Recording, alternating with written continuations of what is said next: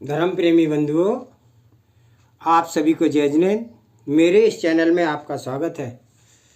मेरे इस चैनल में 16 कारण भावना का स्वाध्याय चल रहा है।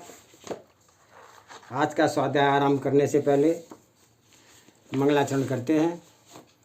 मंगलम भगवान वीरो मंगलम गौतमो गणे मंगलम कुंद कुंदाद्योति जैन धर्मोस्तु मंगलम सर्वमंगल मांगल्यम सर्व कल्याणकारकम प्रधानम सर्वधर्माणाम जैनम जयतु शासनम जैनम जयतु शासनम जैनम जयतु शासनम। सर्वे श्रोता सावधानतः श्रवन्तु।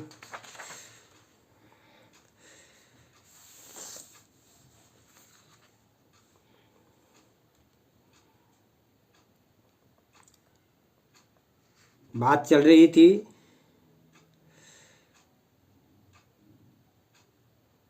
काम विनय, भय विनय, मोक्ष विनय, दर्शन विनय और आगे बता रहे हैं ज्ञान विनय।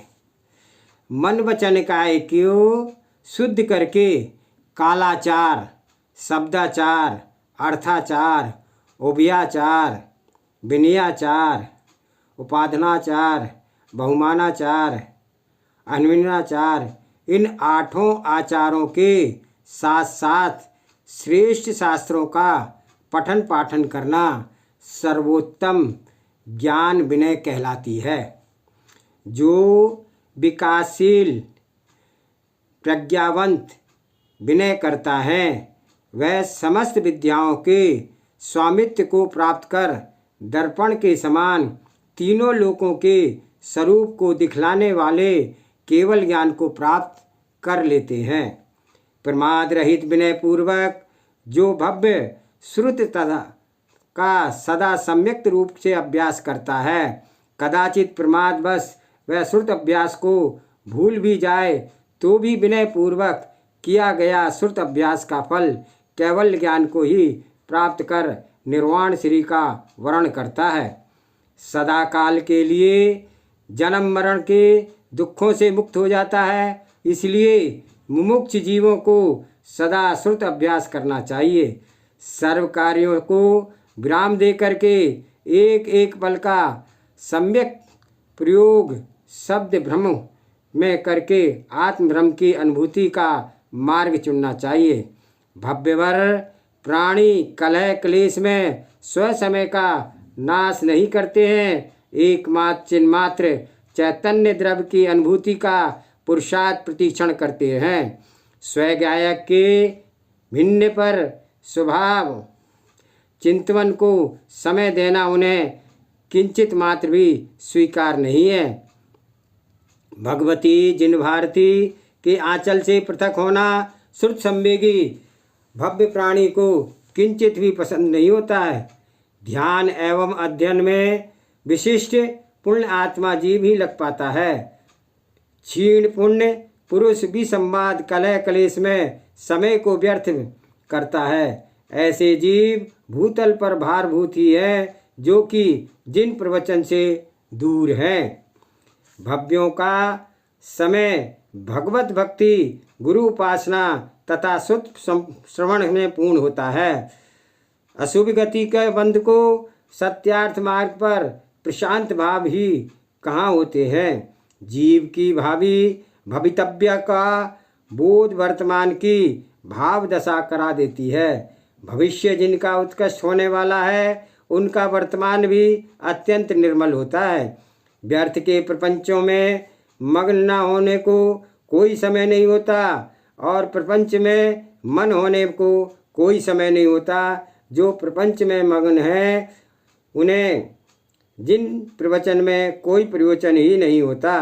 पुनः पुनः समझो, श्रुत भक्ति भविष्य के भगवान के अंदर ही जन्म लेती है। आगमों का पठन पाठन, श्रवण प्रकाशन, तत्वों का उद्योतन सामान्य जीव नहीं कर पाते हैं। ऐसे महान कार्य को वे ही कर पाते हैं जिनका भवसागर अत्यंत न्यून अवशेष अर्थात शीघ्र ही मोक्ष प्राप्त करने वाले हैं। जीव की शुद्धि एवं कार्य की प्रणाली से उसके भावी काल का बोध हो जाता है। चारित्र विनय, विनय करने वाले को 13 प्रकार के चारित्र का पालन करने में जो उत्साह है, अनुराग है, उसे चारित्र विनय कहते हैं। चारित्र एवं चारित्रधारियों की निर्मल विनय करने को चारित्र मोहिनी कर्म की निर्जरा होती है। स्व संयम की दृढ़ता हेतु परम यथाख्यात चारित्र की सिद्धि हेतु सदा चारित्रवानों की मायाचार से रहित विनय करना चाहिए। चारित्र संपन्न जीवों के मात्र चारित्र गुण ही देखो, अन्य विकल्पों को नहीं। किस गण कच्छ कुल संग के हैं, ये विकल्प हृदय के पवित्र आस्था को नष्ट कर देते हैं। चारित्र मोहिनी की जगह चारित्र मोहिनी ही नहीं अपितु दर्शन मोहिनी कर्म के बंध को और प्राप्त कर संसार सागर में गोते खाते हैं। संयमी और असंयमियों को संयमवान जीवों के प्रति अनास्था एवं राग देश भाव नहीं लाना चाहिए। पवित्र संयम एवं संयमी की भक्ति पूर्वक विनय पूजा सत्कार करना कर्तव्य है। अपने भाव की विशुद्धि हेतु क्षमा, मार्दव, आर्जव धर्म का भावना जिसके अंदर होगी वही विनय भावों से पूर्ण होंगे। लघुता रहित व्यक्ति के अंदर विनय भाव उत्पन्न नहीं हो सकता। अंतरंग विशुद्धि की परिचायक विनय भावना है। तप विनय, बाहर के पति तपश्चरण को पालन करने में तथा तपस्वियों के भक्ति पूर्वक अनुराग धारण करना तप विनय है। तप और तपस्वियों की विनय करने से स्वर्ग एवं मोक्ष फल की प्राप्ति होती है। प्रत्येक भव्य जीव का कर्तव्य है कि स्वयं जीवन में कभी भी तप साधकों की अवहेलना ना करे, उनके चरणों की वंदना करे, उनके जीवन में कृत पापों का क्षय करे। उनके जीवन का कर्तव्य स्व जीवन में कभी भी तप साधनों की अवहेलना ना करे, उनके चरणों की वंदना करे, अपने जीवन में कृत पापों का क्षय करे। साधु जनों के सहयोग से अनेक गुणों की सहज उपलब्धि हो जाती है। धन्य धन्य है वे श्रावक जो साधु जनों की चर्या करते हैं अथवा साधु पुरुषों की सेवा में अपने पवित्र आयु कर्म की निशेष का सदुपयोग करते हैं। देश नगर ग्राम की शोभा को वृद्धिगत करने वाले तप साधक होते हैं। तपाराधकों के विराजमान होते ही नगर तीर्थ बन जाता है। जब साधक ठहरते हैं तब नगर में अखंड पर्व आरंभ हो जाता है। संपूर्ण पर्वों की अनुभूति साधु चरणों में होती है। भव्य पुण्यात्मा अपने नगर में साधु जनों को भक्ति पूर्वक प्रवेश कराते हैं। मुक्ति बधु के वर साधु हैं और इससे बड़ा और कौन वर श्रेष्ठ हो सकता है। तब आराधना सुत साधना के युगपथ दर्शनीय स्थल यदि कोई है तो वह दिगंबर भावलिंगी साधु नाम शेष वाले ही समझना। अपितु जीव में कर्म प्रकृतियों का क्षय उपशम किया सम्यक सहित मूलोत्तर गुणों के आराधक हैं। वे निर्गंथ श्रवण भावलिंगी साधु। सामान्य जीव भावलिंगी की खोज नहीं कर सकते हैं। उनका निर्णय केवल अवधि ज्ञानी मन प्रज्ञानी ही दे सकते हैं। शुद्ध आगम अनुमान से निर्णय करने सामान्य जन, परंतु अनुमान सही हो ही ऐसा नियम तो नहीं है। अनुमान प्रमाण तो सत्य पर लगने वाला सम्यक होना चाहिए। कर्म सिद्धांत की अपेक्षा कर्म प्रकृतियों का क्षयोपशम कारण बनता है। उपकरण रूप से निमित्त दृष्टि से उपादान दृष्टि से भावलिंग के कारण आत्मा परिणाम आत्मा विशुद्धि ही है, अन्य कोई कारण नहीं है। आत्मशुद्धि जैसे जैसे जीव की होती है वैसे वैसे गुण स्थान वृद्धि होती जाती है। भाव विशुद्धि के लिए उपयोग की धारा स्व आश्रयभूत करनी होती है। आत्मा के अंदर की विकारी भावों की धारा उत्पन्न होती है, उसे शांत करने का मुख्य उपाय उपयोग का परिवर्तन है। गंभीर से गंभीर, जटिल से जटिल सिद्धांतों का स्वाध्याय करने से भावों में शीघ्र ही विशुद्धि का संचार होता है और वही विशुद्धि भाव संयम की रक्षा करती है। भाव विशुद्धि संपन्न यतिराज के दर्शन प्राणियों को आत्मविशुद्धि के प्रबल निमित्त हैं। मुनिराज चैतन्य जिन बिंब, जिन प्रतिमा चैतन्य जिन बिंब है, दोनों ही बिंब सम्यक्त के बहिरंग साधन हैं। दोनों ही बिंबों का आश्रय धर्मात्माओं के लिए उपादेय भूत है। सर्वथा ये नहीं है, ये वस्तु के भूतार्थ वस्तुत्व के बोध को शून्य है, जो आयतनों का एकांत से निषेध करते हैं। अध्यात्म एवं आगम का समीकरण जो बना करके चलता है, वही तत्वज्ञानी मध्यस्थ होकर के जिन देशना के फल को प्राप्त होता है। भावों व सिद्धांतों का समीकरण बनाना प्रत्येक ज्ञानी जीव का कर्तव्य है। जो जीव ऐसा है, उसके लिए वैसा तत्वोपदेश होना चाहिए। लक्ष्य आत्महित एवं वीतरागता की पुष्टि का होना चाहिए। वीतरागता का जहाँ घात होता है, वहाँ जिन शासन कहाँ प्रति क्षण आत्मभावों में निज भगवान आत्मा की अनुभूति का लक्ष्य रहे। स्वगुण स्थान अन्य कर्म का भी ध्यान रखें। तत्व निर्णय में विशुद्धि का क्षय ना करें। जीवन में तपधारकों की विनय करें। उपचार विनय, आचार्य आदि समस्त योगियों की प्रत्यक्ष एवं परोक्ष रूप से आज्ञा का पालन करना, गुरु के पीछे चलना, सामने आने पर स्व आसन का त्याग कर देना तथा खड़े होकर के उनके आगे चल कर के अवगानी करना, गुरुजनों के मध्य संभाषण नहीं करना, गुरुजनों की आंखों से आंखें नहीं मिलाना, उनके नीचे बैठना, सिर के ऊपर ना बैठना, ना विश्राम करना, गुरु के सामने ऊंचे आसन भी नहीं लगाना, गर्वीला आसन भी नहीं लगाना, गर्वीला आसनों में से नहीं बैठना, प्रतिक्षण नम्र वृत्ति रखना, प्रसन्न जिज्ञासा प्रकट करने पर दोनों हाथों में पिच्छी लेकर के नमोस्तु निवेदन करके अपनी जिज्ञासा कहना, गुरु से दूर हो करके चलना, स्व शरीर का स्पर्श तथा श्वास निश्वास का उषण वायु गुरु के शरीर को स्पर्श ना करे, गुरु के सामने भिन्न पुरुषों को नमोस्तु करने पर हाथ उठा करके आशीर्वाद ना दे करके मात्र दृष्टि से आशीष दे, स्वयं शरीर को सेवा गुरुजनों से सामने ना स्वयं करें, ना ही अन्य पुरुषों से कराएं। गुरुजनों के समझाने पर उनके वचनों पर दृष्टि रखें, यह उपचार विनय है। उपचार विनय से ही परमार्थ की सिद्धि होती है। जिनागम का मन वचन काय से शुद्धि करने वाला उपचार विनय 3 प्रकार से बतलाया गया है। काय से होने वाली विनय, वचन से होने वाली विनय और मन से होने वाली विनय। मन वचन काय तीनों ही प्रकार की विनय प्रत्यक्ष और परोक्ष में 2 हैं, 2 प्रकार के हैं। इस प्रकार उपचार विनय 6 प्रकार का है।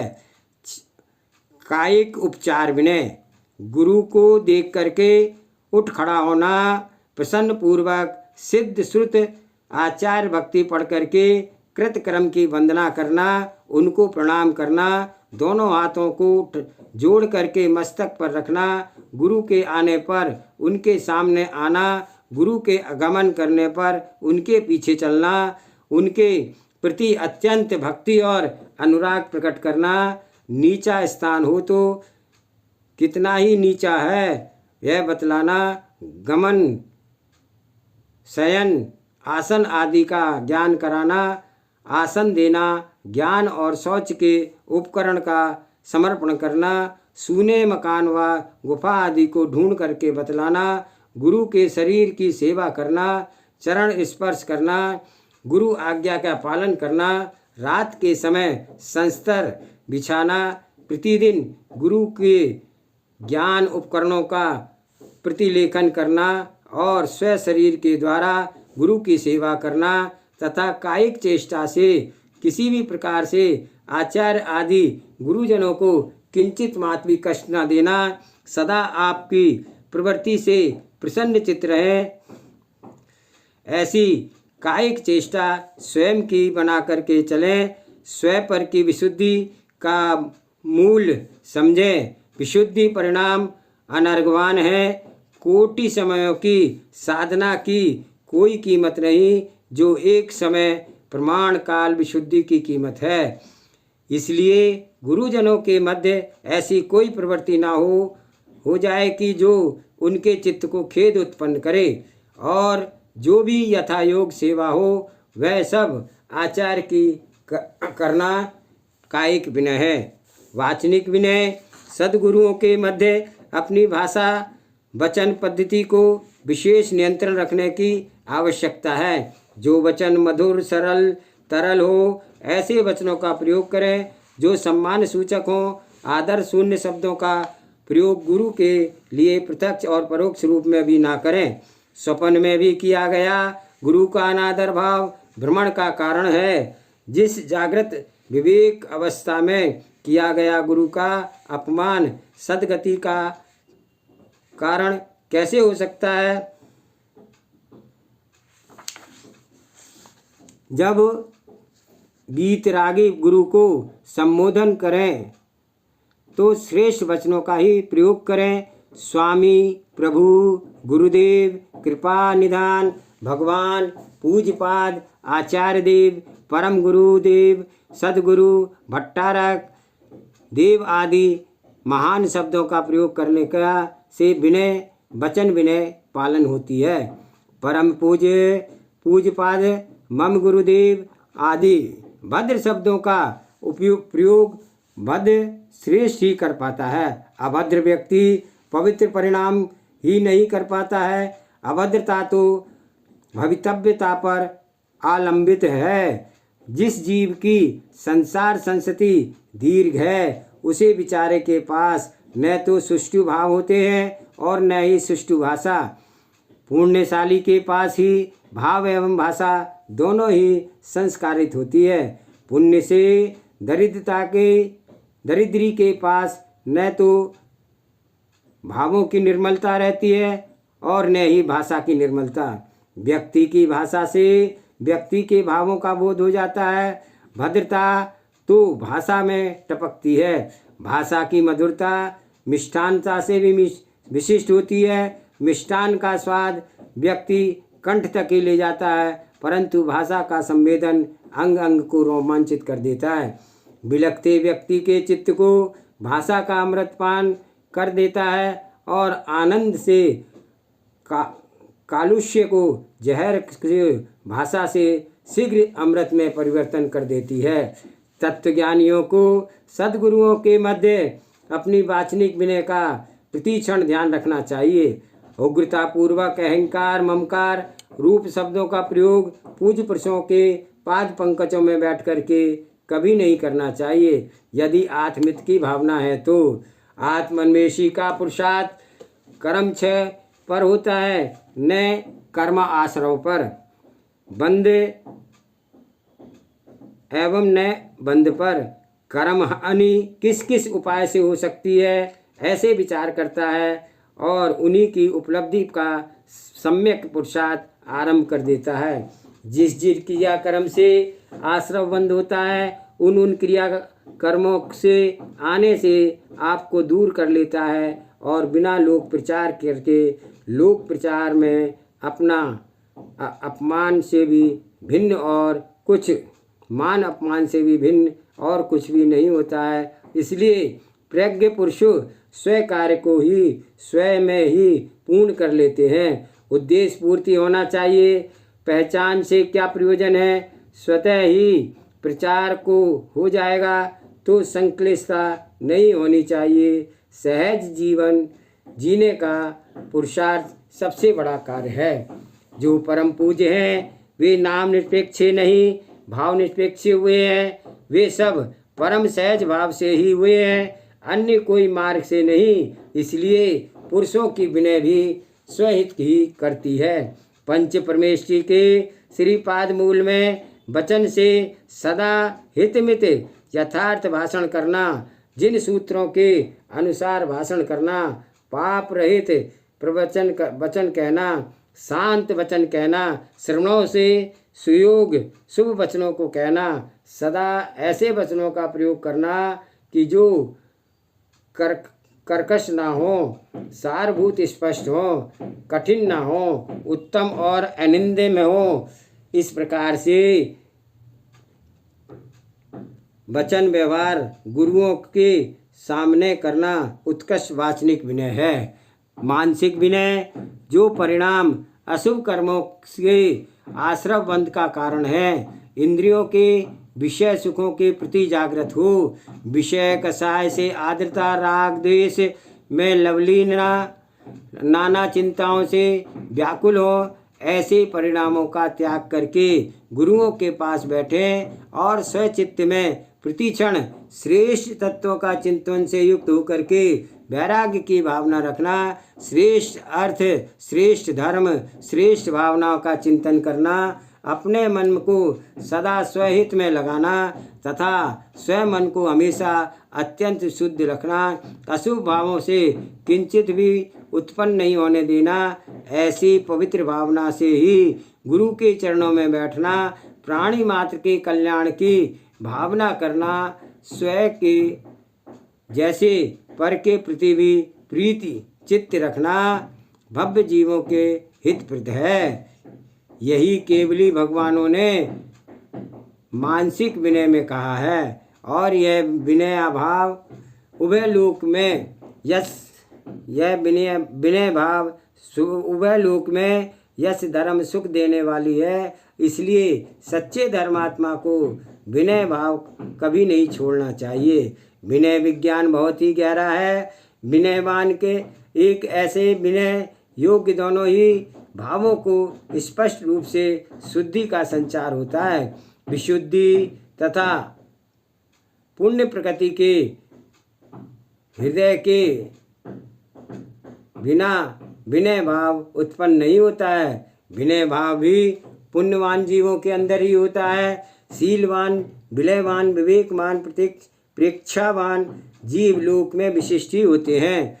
पुण्य क्षीण को भाषा एवं भाव दोनों शुष्क होते हैं। इतना पुण्य उसके पास कहाँ जिससे कि पुण्याश्रवकारी, पाप क्षयकारी, मोक्ष प्रदायी विनयशीलता उनके हृदय में स्पुष्ट हो सके।